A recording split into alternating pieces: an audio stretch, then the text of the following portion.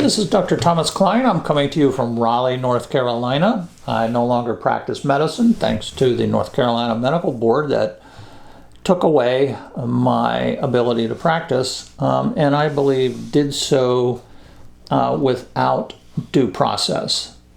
Whether they were right or wrong, I'm not going to argue, but no due process. The board lawyer decided that this was going to be it, and they just pushed it. I'll give you an example. We were writing up the final consent, it's called, that goes on the website and stays there forever.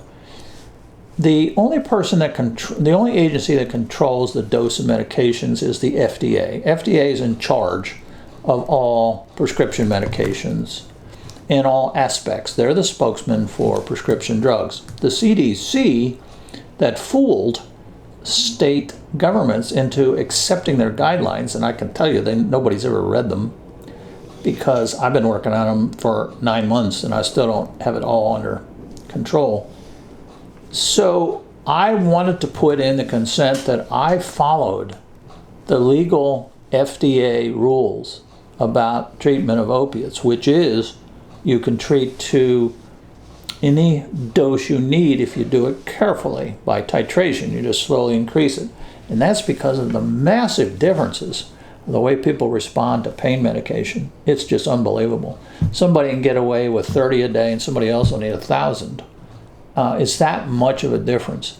So when I said I wanted it put in this consent order that went public that I follow the FDA guidelines, I was told by the board lawyer that that's a deal breaker. We're not going to do that. We're not going to allow that. If you want to do that, you have to proceed to the full board hearing, which would have cost me $50,000. And the lawyer, the board lawyer, assured me that my license would be revoked, which is a much worse thing for a doctor to happen when it's revoked. Anyway, so we want to talk about the effect of how you become addicted. I think that's a real fear out there. I think people have been made to believe that if they're taking their opiates, they're going to become addicted. The government has intervened and is forcing things like urine drug tests, which, by the way, was a big issue with my board that I wasn't doing it, even though I stated I was not doing it and why I was not doing it when I had a good rationale. The urine drug tests are designed to trick people into self-confession, really. That's using your body fluids to make a criminal diagnosis. They are inaccurate. They are spending more money on urine drug tests every year than the EPA annual budget. So the question is, how many of these people go into pain clinics, that is receiving pain medicine for their long-term painful diseases, another topic at the National Pain Council that's going to be released soon. The way it works, if you really want to know what your odds are, if you have never had an opiate painkiller in your whole life and you get ready to take your first one, there's something you need to know. If you have a family history of drug abuse and alcoholism, your chances of becoming addicted on the first pill are higher, but they're still very low. If you've never had an opiate before and you have no family history, your chances of becoming addicted on the very first pill are 4 in 1,000, less than 1%. Which means if you went down to Walmart and you gave everybody a bag of heroin or cough syrup, it doesn't matter, they're all addictive to the same degree, that only 4 of them would become addicted.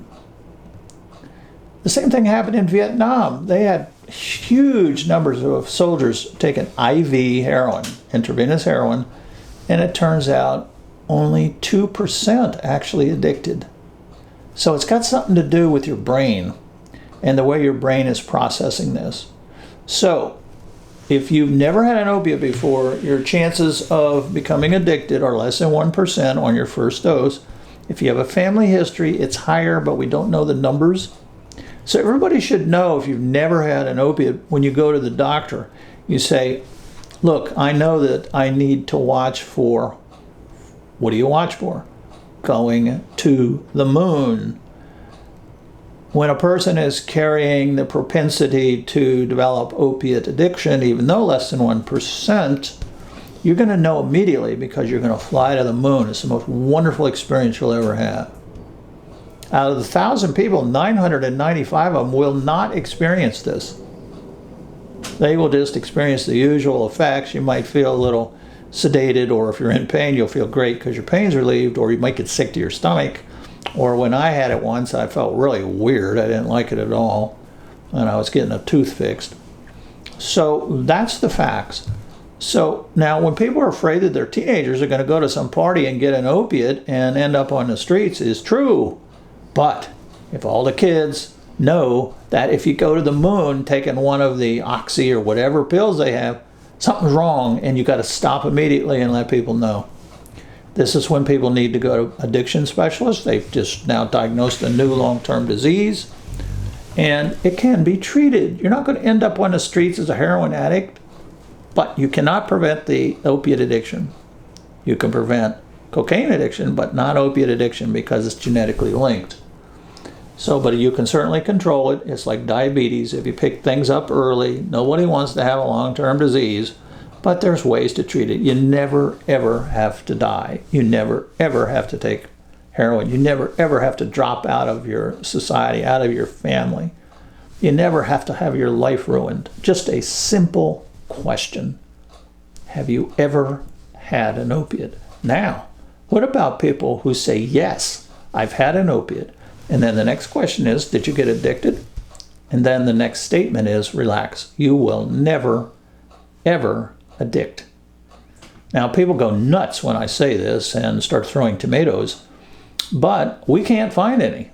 And so if anybody's got any real examples, we talked to 6 pain control doctors who have a total experience of more than 200 years, and they can't remember a single one addicting.